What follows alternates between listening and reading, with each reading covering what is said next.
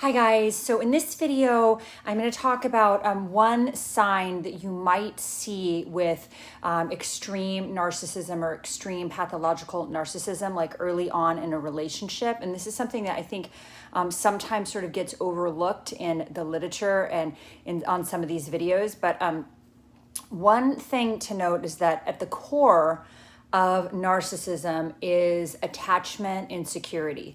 It means when they were attaching to their primary caregiver, there was, some break in that attachment. It could be that their primary caregiver was, for whatever reason. It could be they were addicted. It could be that they had their own narcissism. It could be that they were, for whatever reason, sort of emotionally unavailable or emotionally unpredictable. So they're missing that sort of security and closeness that you would hope to have, in a, primary caregiver relationship. And so what happens is, for a lot of us, if we're sad, we're lonely, we're scared, we know that there is someone or multiple people that we can turn to for comfort. If we're feeling insecure, we don't feel like we need help, then we can turn to people for nurturing. And we believe that people are going to be there for us, to nurture us and to love us through our difficult times. And some of us are, I feel very fortunate that I have kind of a lot of people that I can turn to for that. And I feel like I can trust them. I feel safe with them.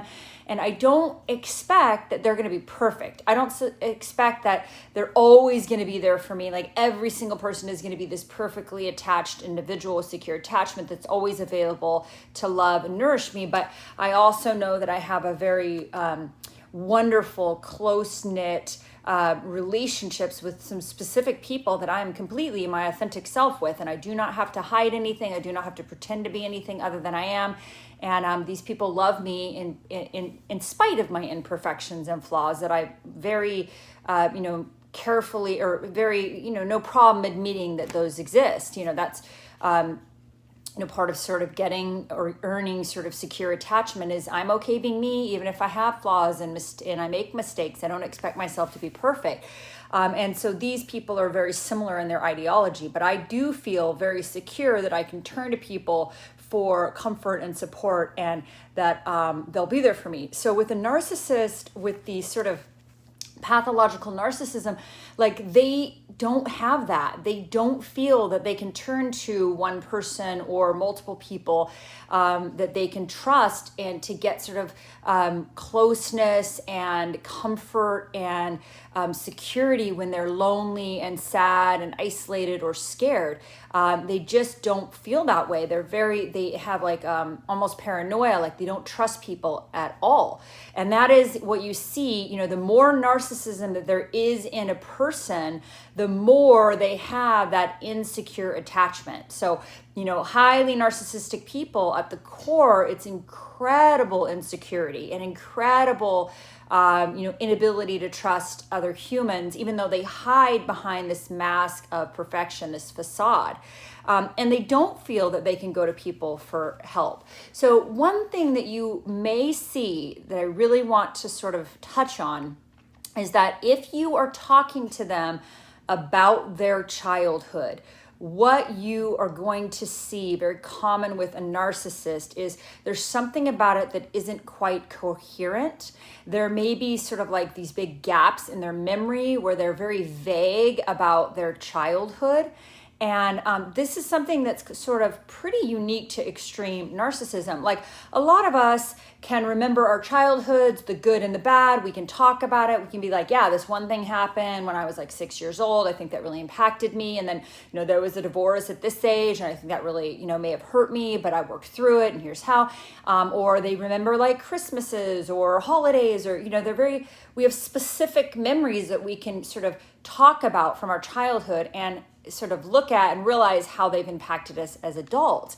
And what you will see with extreme narcissism is they will tend to have they either say that their life was idyllic and sort of perfect. Their childhood was just perfection. It was idyllic. It was glowing. It was perfect, or it was just very good. They may not even say it's perfect, but they had a very good childhood. But when you actually push and ask them for specific details of their childhood, you're not going to get that. You're going to get either vagueness, or like that they can't quite remember, or it's this weird sort of not coherent, not specific, not, it's lacking in, any stories of their childhood are lacking in color, detail, sort of richness and depth. They're unable to sort of tell you a story that is full of richness and details and memories and like what happened. So, and then they also tend to they have a hard time, they may have a really hard time giving you specific examples of what was so great about their childhood. And then what you might see is they're saying their childhood was good or perfect, but they're vague about it. They don't really go into much details. They don't have a lot of specific examples. But then what you see is with their actual, so that's their words, and then their actions are, you see that they are either estranged from their family, they have a very distant relationship where they see their family 2 or 3 times a year. They hardly ever talk to their parents or their siblings. They're not close. They may be like polite strangers. There's no warmth. There's no connection. So you may either have them say that their family was perfect, yet they actually have almost no interaction with their family. So actions not matching their words. If their childhood was so perfect, their family's so wonderful, why aren't they close to them? Why don't they want to see them? Why is going to visit their family obligatory? Why is it like once or twice a year and it's just a hassle for them? Like those are the sort of things to look at. Everything is perfect, yet they don't really want much of a relationship with them. Or everything is perfect, yet there's no warmth, there's no connection. When they're together, it's like polite strangers. So that is, you see the disconnect between what they say, with their actions, and are not matching their words. And then they tend to be, you'll see this a lot with the pathological narcissism, they tend to not be very close to their siblings, because usually the dynamics in the family there was this competition that was set up. So they're not very close to their siblings. They're almost like strangers. You might also see their stories are sort of incoherent. They could be sort of contradictory. They're a little bit vague. They avoid talking about it, yet it was perfect. Like my childhood, my growing up was perfect, but I don't want to talk about it ever. That is you see how there's some incongruence there. And then you may see that they really compartmentalize. Like if you're in a relationship with one of these people, like you might never even meet their family, or you may never or hardly ever do anything with their family, because there's this weird disconnect. They keep these relationships very compartmentalized, very separate. They also might have big gaps in their memory of their childhood, again, vague. So if their childhood was so perfect, why did they never want to see their family? If their childhood was so perfect, why did they have these cold, stilted, unemotional, stranger relationships with their family?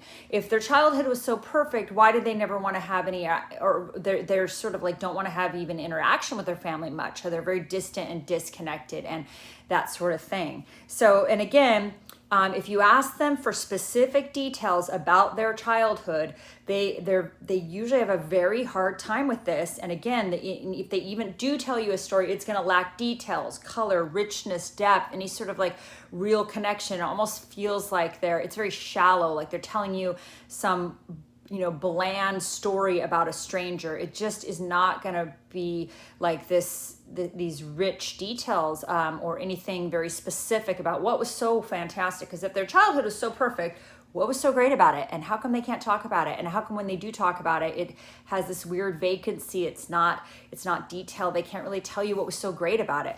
These are huge red flags as somebody that is on the spectrum of pathological narcissism. You'll notice that it may seem their relationships with their family members may seem very superficial or shallow, like lacking a realness to them, lacking a sort of a depth. And then, yeah, so again, like, if you're with a narcissist and they say that they had a great childhood, it was perfect, or it was good, you might want to push and see, well, what was so great about it, and ask them for specific information so that you can see like what was so wonderful about it. tell me. And if they start telling you some story that is like this weird, bland, shallow, superficial story, I would say that's something to look for. And then look at their relationships. If it was so perfect and so amazing and so wonderful, how come you never want to see your family? How come you don't make an effort how come you're so disconnected from your siblings? How come you're not close to your mother or your father? This is just something I think that that sometimes gets missed in the literature. So I don't know if you were in one of these relationships, but you might have experienced something like this. And then, there's another type of narcissist who talks about how bad their childhood was, and that's a different sort of type and a different, that's a whole different scenario, and we can talk about that later. That's like the, the victim narcissist who's trying to get narcissistic supply by how awful their story was, and they're also trying to justify their poor behaviors. But I will do another video on that. But yeah, I hope this is helpful for you. I don't know if you relate or not. If you do relate, please put some comments in the below, because I'm curious to hear what some of your personal experiences were about this specific topic. And please feel free to like and subscribe. And if you are interested in private coaching, please contact me. My schedule is it's getting very full. I will do my best to accommodate, but please contact me and we can talk about it. Thanks so much and have a wonderful day. Bye-bye.